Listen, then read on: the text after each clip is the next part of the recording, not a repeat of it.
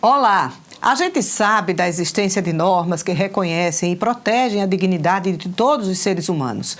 Os direitos humanos regem o modo como nós individualmente vivemos em sociedade e entre si.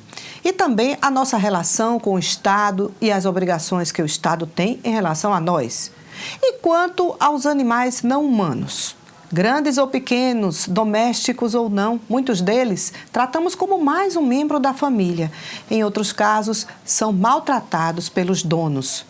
Mas a mesma Constituição Federal que garante os direitos dos homens é a fonte primária das normas do direito animal. É dela que se extraem a regra da proibição da crueldade contra animais e ainda os princípios da dignidade animal. E é sobre o direito animal que o nosso Câmara Aberta de hoje vai tratar.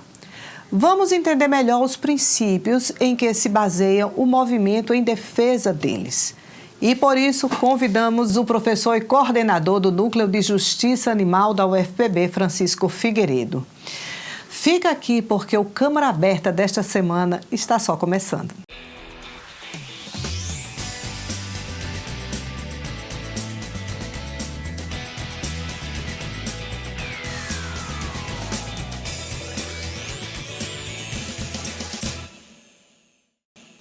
Professor Francisco Figueiredo, seja muito bem-vindo ao nosso programa. Ok, muito obrigado, Michele, pela oportunidade de aqui estar e tratar dessa temática que é tão importante na convivência das pessoas com os animais e nas relações de um modo geral. Importante mesmo, e a gente quer conhecer mais, a gente quer entender melhor. Fala um pouco para a gente sobre a origem do direito animal, professor. Parece que antes se estudava isso dentro do direito ambiental, não era mesmo? Isso, em verdade, nem se estudava no direito ambiental, porque o direito ambiental tem como objeto a flora e a fauna compreendida como conjunto de seres animais existentes. E no direito animal, o direito animal considera o animal enquanto indivíduo, enquanto sujeito de uma vida. Então, não se estudava, estuda-se realmente agora o direito animal dentro do direito animal. Mas esse estudo advém de quê? Dos estudos filosóficos desde o século XVIII, com Jeremy Bentham, e aí evoluindo, chegando mais perto com Peter Singer, com Gary Francione, desde utilitaristas para chegar a abolicionistas, aqueles filósofos que defendem a libertação total dos animais, até que nós começamos, a partir dessas discussões filosóficas, enxergarmos melhor a Constituição e percebermos que dentro da Constituição existe o direito animal e existe, assim, uma proibição expressa da crueldade contra esses seres. É aquele ponto em que o artigo 225, parágrafo 1º, inciso 7 de nossa Constituição Federal proíbe a crueldade contra animais, quaisquer animais. Então é isso, mas vamos falar sobre quais são as formas mais comuns de crimes aos animais domésticos e silvestres, bem como suas penas previstas, professor, para que as pessoas entendam que não é só criar o animal e os outros que não criam poder fazer qualquer coisa. Então, silvestres a gente vê logo, Michele, que eles são retirados da natureza, como aquelas 18 girafas que vieram da África, estavam assim em pleno vigor na floresta, né? E aí foram retiradas para serem confinadas em um zoológico, lá no Rio de Janeiro. Mas papagaios, enfim, as aves de um modo geral que são levadas para a Europa, esses são os crimes envolvendo animais silvestres. Agora, animais domésticos são os crimes os mais variados, desde envenenamentos, pauladas, abandonos, espancamentos, zoofilia, que é a prática de sexo com animais. Então, assim, são coisas horrendas. E nós temos aqui na Paraíba, por exemplo, a lei estadual mais avançada do país, que é o Código de Direito e Bem-Estar Animal da Paraíba, a Lei 11.140 de 2018, que estabelece várias hipóteses do que vem a ser maus-tratos. Dentre elas, essas que eu falei, que são puníveis, esses maus-tratos, na forma do artigo 32 da Lei de Crimes Ambientais, em se tratando de cães e de gatos, com 2 até 5 anos em regime fechado, mais multa, mais perda da tutela ou da guarda do animal, se porventura o animal ainda estiver com aquele agressor. Em se tratando de outros animais, silvestres e domésticos que não cães e gatos, a pena é de 3 meses a 1 ano de detenção e multa. Então, essa pena é bem mais branda do que a pena envolvendo maus-tratos a cães e gatos. Esse recrudescimento aconteceu agora em 2020, por intermédio da Lei 14.064 do ano de 2020, que por um clamor social e dada a quantidade de maus-tratos evidenciados envolvendo cães e gatos, divulgados na mídia, o Congresso Nacional aprovou essa lei. O senhor falou em zoológico e eu me lembrei que aqui na Bica, há alguns anos, nós tínhamos uma elefanta. Isso. Elefou ou elefanta? Tanto faz. Tanto faz. Uma elefanta que houve um rumoroso caso aí que envolveu maus tratos. O senhor falou da questão dos animais lá no Rio de Janeiro, das girafas. Quando é que está se infringindo o direito animal em relação ao zoológico? Porque as pessoas vão com a intenção de ver um animal lá. O que é permitido e o que não é permitido em relação a animais que ficam em cativeiro? Então, quando nós do NEJA, Núcleo de Justiça Animal da UFPB, que é um projeto de extensão que visa a dar assim, um amparo jurídico integral e gratuito a animais. Então, quando nós recebemos a denúncia de que a Elefanta Lady estava sob intensos maus-tratos, nós acionamos o Ministério Público Federal, a Delegacia de Crimes contra o Meio Ambiente, conseguimos uma perícia, vieram professores e professoras da Universidade Federal do Paraná e dos Estados Unidos, periciaram não somente a Elefanta Lady, como outros animais lá, grandes felinos, e aí atestaram que realmente a elefanta estava sob intensos maus-tratos. E aí nós conseguimos uma parceria do Santuário de Elefantes Brasil, que Ela fica... está no santuário, né? Que fica na Chapada dos Guimarães, em Mato Grosso, para que eles viessem pegar a Elefanta Lady e resgatá-la sem nenhum custo para a Prefeitura de João Pessoa. Mas mesmo assim a Prefeitura não liberou. Aí nós acionamos o Poder Judiciário, ingressamos como ação civil pública e dentro dessa... E em razão dessa ação civil pública, nós conseguimos libertar a Elefanta Lady, que saiu do zoológico da Bica, do Parque Zoobotânico Arruda Câmara, no dia 25 de novembro de 2019. Foi a libertação dela. Então, mas o que é possível, o que não é possível dentro de um zoológico, é claro que o animal tem que ser bem alimentado, bem tratado do ponto de vista médico e tudo mais, mas o que não é permitido é quando é que o animal pode ou não estar ali. No caso, o senhor falou das girafas lá no Rio de Janeiro, que foram trazidas. Assim, só é permitido, então, ter em zoológico quando o animal procria ali naquele cativeiro ou não? Não. Então, a rigor, Michele, todos os animais que estão em um zoológico estão sob maus tratos. Por quê? Porque, primeiro, a liberdade deles está tolhida, né? Está tolhida.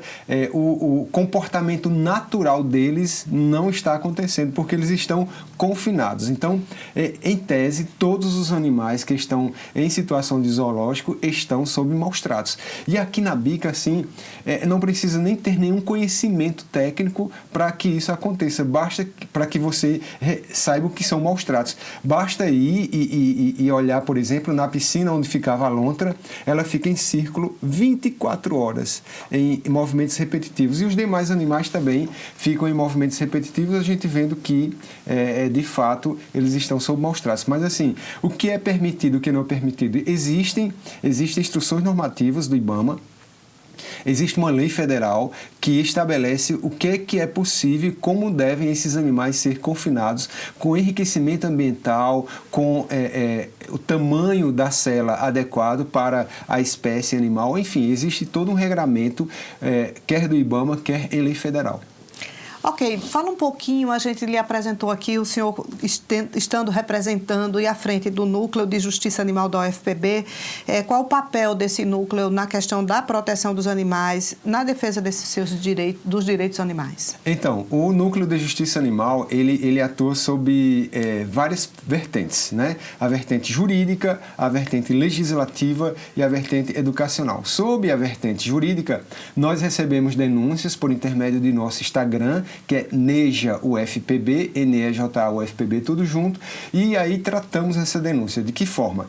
Levamos a informação, oficializamos a denúncia junto à Delegacia de Crimes contra o Meio Ambiente, ou em outras delegacias, se não for aqui João Pessoa. Também vamos ao Ministério Público Estadual ou Federal, a depender de se tratar de crime, né, comum ou crime federal, e também ingressamos com ações na justiça, especialmente ações coletivas, a exemplo de ação civil pública, mandado de segurança coletivo, e aí nós, sob esse aspecto jurídico, tratamos ou fazemos valer, por intermédio da via adequada, os direitos dos animais. Sob a vertente legislativa, nós participamos de audiências públicas nas câmaras municipais, em assembleias legislativas, para tratarmos do direito animal, e na oportunidade deixamos minutas de projetos de lei com vereadores e vereadoras, deputados e deputadas, para que eles deflagrem o processo legislativo próprio. Foi assim que nós conseguimos, por exemplo, aprovar o Código de Direito e Bem-Estar Animal da Paraíba, que foi escrito por nós do NEJA, e entregamos ao deputado Hervásio Bezerra, ele fez tramitar e aprovou. Sob a vertente educacional, nós fundamos no curso de Direito da UFPB a disciplina Direito Animal, então os alunos têm acesso a essa disciplina, é bastante procurada.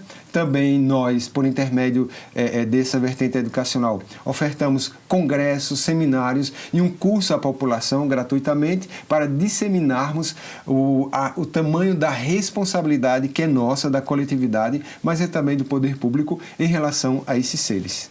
O senhor falou aí de legislação e a nossa casa, a Câmara Municipal de João Pessoa, também legisla a favor da causa animal. Temos vários vereadores que defendem essa causa e você acompanha a partir de agora alguns projetos que eles mesmos já trouxeram e foram discutidos e aprovados aqui na casa. A gente tem uma lei que hoje ganhou uma proporção muito grande, que é um animal doméstico acorrentado e confinado na residência no município de João Pessoa. Então, gera uma multa e caso a gente chegue lá na fiscalização e veja que é caso de maus-tratos, além da multa, o tutor do animal ainda vai ter que pagar na justiça, porque é caso de 2 a 5 anos de detenção. É o projeto que trata da entrada dos animais de estimação nos hospitais públicos de João Pessoa, públicos e particulares também, uma lei municipal. Nasceu de um projeto onde nós vimos um vídeo, inclusive acho que ontem ou essa semana eu estava olhando esse vídeo novamente, onde um senhor já em estado terminal foi criada toda uma estrutura, lógico, não competiria colocar um cavalo dentro de um quarto de hospital, de uma enfermaria, mas criou-se uma estrutura no hospital, isso aí está na internet. E o senhor está lá na maca deitado, e esse cavalo ele fica ali de uma forma assim estática, e o seu dono, o seu tutor, chorando muito, e nos dizeres desse vídeo dizendo que a pessoa que escreveu que nunca tinha visto uma situação daquela, uma imagem daquela, esse animal ali parado como se ele estivesse entendendo o que estava acontecendo com o seu tutor. E não é novidade para ninguém que existe já terapias que são feitas com animais, cães, labradores e outros animais. Entre um deles já tem um aprovado, que é a conscientização sobre a castração, não é? Aos animais, que as pessoas venham se conscientizar o que a castração traz de benefício à proteção animal, aos animais em si, que é evitar sofrimento, é evitar abandono, proliferação, que é o mais importante. E aí a gente também tem outros projetos. Um deles que eu acho muito importante é sobre a vacina, não é? Porque hoje a gente tem no centro de zoonose a vacina que é a antirrábica. E essa vacina, ela é importante, mas também o mais importante que ela é a vacina viral, que é a que vem proteger os animais de sinomose, parvovirose, onde muitos desses animais morrem na rua ou até mesmo dentro de residência onde tem seus donos, e que eles não têm a conscientização, na verdade, que essa vacina existe e que protege os animais contra esse vírus. Então, é uma vacina cara, não é? Que muitos não têm acesso pelo valor dela. E aí esse projeto vem disponibilizar essas vacinas para as pessoas que não têm condições, né, de pagar essa vacina e também para os animais de rua. Obrigada aos vereadores. Francisco, qual é a importância das políticas públicas em defesa da causa animal? Então, é bastante importante, Michele. Por quê? Porque nós estamos em um Estado democrático de direito escrito, em que o gestor só vai poder fazer ou deixar de fazer alguma coisa, senão em virtude de lei.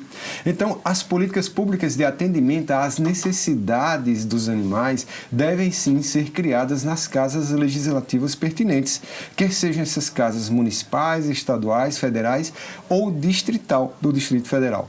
Então, assim, e nós temos já, por exemplo, a Lei Federal 13.426 de 2017, que manda que todos os 5.570 municípios crie políticas de esterilização, de controle populacional por intermédio de esterilização cirúrgica de todos os animais que estão em situação de rua e que estão também sob a guarda daquelas pessoas de baixa renda.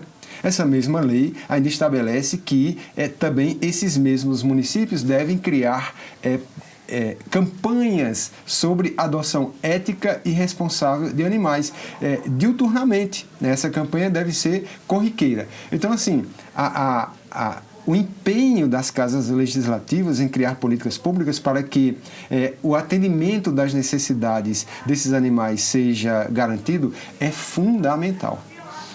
Estamos conversando sobre o direito animal com o professor Francisco Figueiredo. É hora de intervalo, daqui a pouco a gente volta, inclusive falando sobre os constantes conflitos envolvendo os animais nos condomínios e também a crescente onda de violência aqui na nossa cidade. Até já!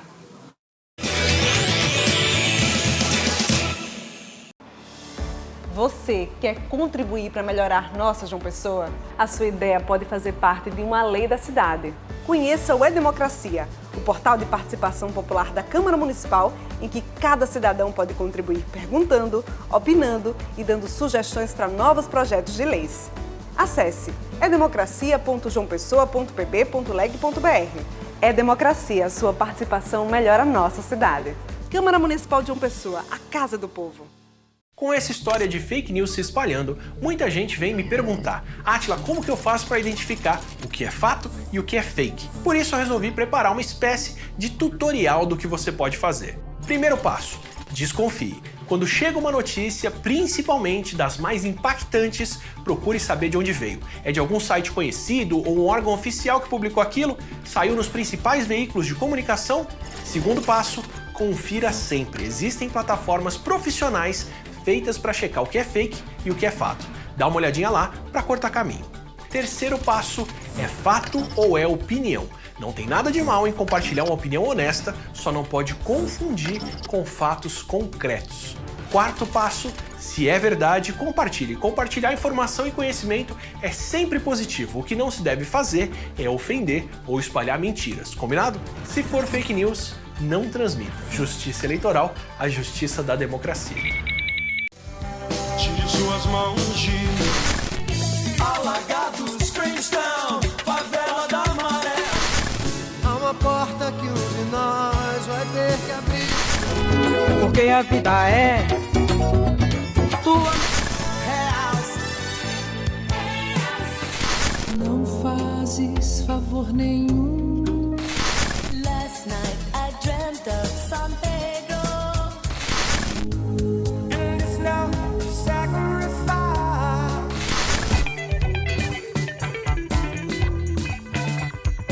88,7 MHz.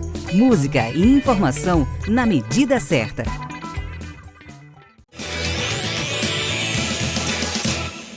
Estamos de volta com a nossa entrevista com o professor Francisco Figueiredo sobre o direito animal. Professor, a gente vê uma crescente onda de agressões, aí, um aumento dessas agressões praticadas a animais e também a humanos. Inclusive, lembrando que um recente episódio ocorrido aqui no estádio Almeidão, né, de esquartejamento de vários gatos, deixou a população pessoense atônita, chocada ali, polvorosa. Nesse cenário, é possível dizer que há alguma relação entre a violência contra os animais e a própria violência contra humanos? Isso, exatamente, Michele. Você fala agora neste ponto da teoria do link. O que é essa teoria do link? Ela nos mostra a íntima relação existente entre maus tratos animais e violência contra vulneráveis humanos, especialmente contra mulheres, crianças e idosos. Então, o agressor, ele é tão covarde, mas é tão covarde, Michele, que antes de agredir um vulnerável humano, ele treina com os animais. Nossa. Então, essa teoria do link, ela vem sendo, inclusive, aplicada pela Polícia Federal norte-americana desde o século passado. De que forma? Todas as vezes que há um crime envolvendo animais, um crime com requintes de crueldade, a Polícia Federal americana investiga aquele crime nos mesmos moldes e com o mesmo esmero que investiga um homicídio humano. Por quê? Porque lá se sabe que logo depois aquele agressor agredirá, matará, esfolará um humano, que vai ser uma criança, um idoso ou uma mulher, geralmente, né, que são mais vulneráveis. Então, nesse sentido, nós aqui do NEJA, Núcleo de Justiça Animal, estamos já em contato com a Polícia Civil do Estado da Paraíba, já tivemos algumas reuniões, iremos começar uma pesquisa nas delegacias que combatem a violência contra a mulher para aplicarmos um questionário às vítimas que lá chegam e identificarmos que isso aqui também acontece. Provavelmente a gente encontrará exatamente os mesmos resultados que vêm sendo encontrados em São Paulo, em Goiânia, nesse sentido que eu venho falando. Será que é aquela relação do agressor que pensa, olha, antes eu atinjo a vítima humana se eu atingir o animal por quem ela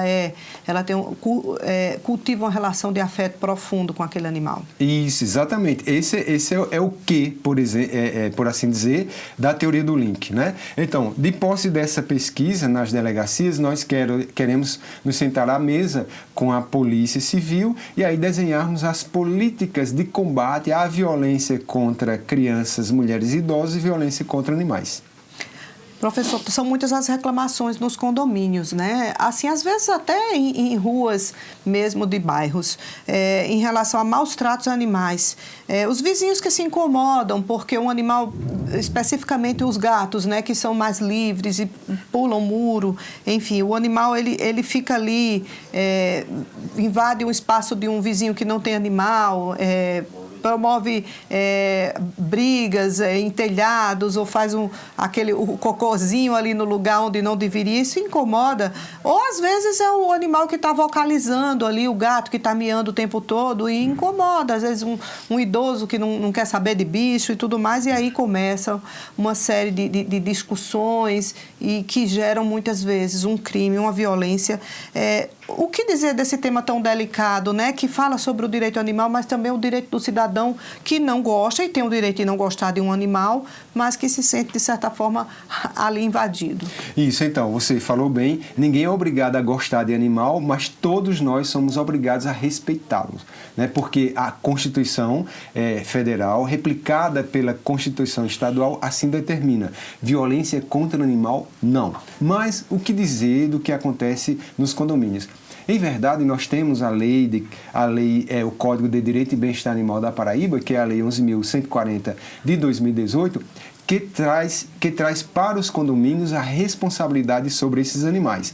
Então, o parágrafo 3º do artigo 7º dessa lei estabelece que tanto as pessoas físicas quanto as pessoas jurídicas de direito público e de direito privado que não tomarem as medidas necessárias para que os animais não entrem nos prédios que estão sob suas governanças, responsabilizar-se-ão por eles. Então, vão ter que medicar, vão ter que alimentar, vão ter que levar esses animais para consulta e garantir as suas integridades física e psíquica. Isso num custo no condomínio, no custo do condomínio. No custo do condomínio, inclusive... Todos os condôminos. Isso, inclusive o controle populacional deve ser feito para evitar a proliferação, né? E aí, se precisar adestrar, se esses animais estão vocalizando muito, estão enfim, incomodando, tem que ser criada uma medida pelo próprio condomínio. É só contratar pessoas que têm expertise em comportamento de felinos e aí tomar as medidas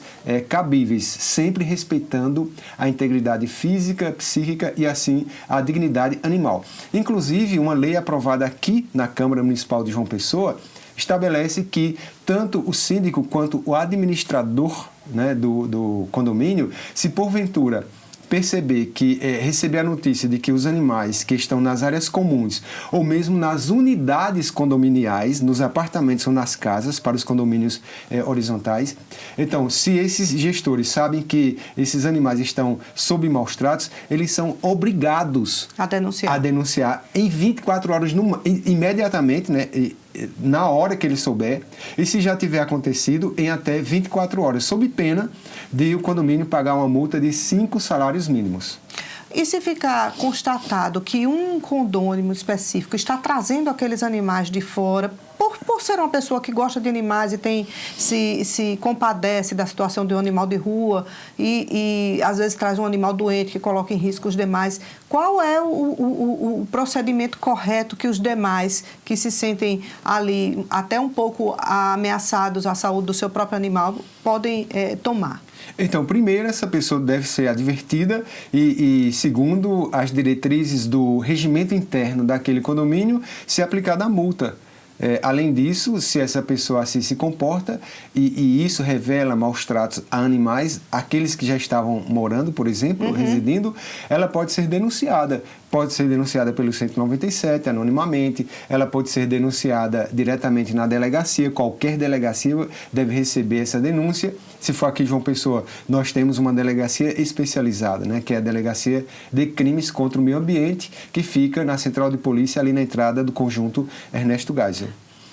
Acredito, o senhor falou na delegacia, acredito que existem muitos desafios na causa animal, na defesa dos animais, aos maus tratos a eles, né? Evitar isso aí. Mas o senhor falou em delegacia. Como é hoje o papel de atuação de fiscalização para que esses crimes não sejam tão cometidos? A quem recorrer? Eu sei que a gente pode recorrer à delegacia, mas como é que está se estruturando isso aí? Ainda precisa muito avançar? Então, precisa por demais avançar, porque a fiscalização ela é bem aquém, mas muito aquém daquilo que deveria ser, né? Não existe aparato estatal suficiente para atender a quantidade de maus tratos, a quantidade de crimes contra animais e contra o meio ambiente como um todo. Então, assim, a gente precisa, de fato, que políticas públicas sejam criadas pelo Estado da Paraíba e pelos 223 municípios que compõem esse mesmo Estado urgentemente. Se fala muito no âmbito do município e em diversas cidades de um atendimento de saúde público para os animais, porque a cada dia as pessoas querem ter seus animais, mas é caro cuidar quando eles adoecem. Qual a importância de se ter um olhar mais resolutivo para isso? Então, é assim... Além de ser importante para os animais, é importante também para a saúde única. A saúde única que envolve a saúde ambiental, a saúde humana e a saúde animal. É por intermédio de um hospital público veterinário, por exemplo, que animais que são portadores de doenças zoonóticas, que são aquelas que são transmissíveis para os humanos, e nós temos assim uma epidemia aqui em João Pessoa de esporotricose, que não mata o humano, mas pode... Mas adoece o humano também. Adoece humano e adoece animal, e não é que o animal transmita querendo transmitir, não, acontece, né? E essa esporotricose é completamente curável. Então, se existe uma assistência médica, se os animais podem ser assistidos publicamente por intermédio de um hospital, é fundamental para a saúde única e assim para a saúde pública como um todo. O professor fala um pouquinho sobre um assunto que polemiza no mundo inteiro, que é o uso dos animais para pesquisas científicas. Ainda precisa se libertar disso? Isso, ainda precisa, né? E o CONSEA, que é o Conselho Nacional de Controle de Experimentação Animal, que regulamenta essa situação, vem nessa caminhada. Inclusive, existe um banco de dados recebendo o tempo inteiro digamos assim, propostas de substituição dos animais na experimentação. E recentemente, faz poucos dias, que o CONSEA proibiu o uso de animais para uso para fins da indústria de cosméticos, né? Então, assim, não podemos mais ter aquele sofrimento daqueles coelhos e outros animais que são submetidos à indústria de cosméticos. E assim a gente tem avançado, Michele, no sentido de libertar esses animais dessas cruéis experimentações. Professor, fala um pouquinho sobre como as pessoas podem acionar os mecanismos de denúncia de maus-tratos, de crimes contra os animais aqui em João Pessoa. Então é importantíssimo que você que agora nos escuta, tenha um vídeo, tenha uma foto, tenha um áudio, se porventura é numa casa vizinha e você não tem como filmar, então você grava aquele áudio do animal grunhindo, do animal latindo, miando, enfim, e também testemunhas. Então, de posse desse arsenal, aí você pode sim ir até a Delegacia de Crimes contra o Meio Ambiente, você pode ir até o Ministério Público, pode entrar em contato conosco pelo NEJA UFPB, o direct, né, no Instagram, e aí nós também orientaremos o que fazer, mas por intermédio desses canais e com essas provas, você pode sim formular a denúncia e pode ser também anônima, pelo 197, né? E aí vai socorrer esses animais que estão sob maus-tratos a partir dessas denúncias que é imprescindível que nós, cidadãos e cidadãs, tenhamos essa atitude proativa, essa atitude positiva na defesa dos direitos desses seres. A gente conversou com o professor Francisco Figueiredo, ele que é coordenador do Núcleo de Justiça Animal da UFPB, a quem a gente agradece muito a presença aqui, pelos esclarecimentos, pelas informações aqui sobre esse assunto, esse tema tão importante, professor. Tá bom, muito obrigado, Michele, e a gente fica à disposição. E para você que nos assiste, muito obrigada pela sua audiência. O Câmara Aberta dessa semana fica por aqui. Semana que vem a gente volta trazendo um novo assunto, novas informações para você. A gente te espera.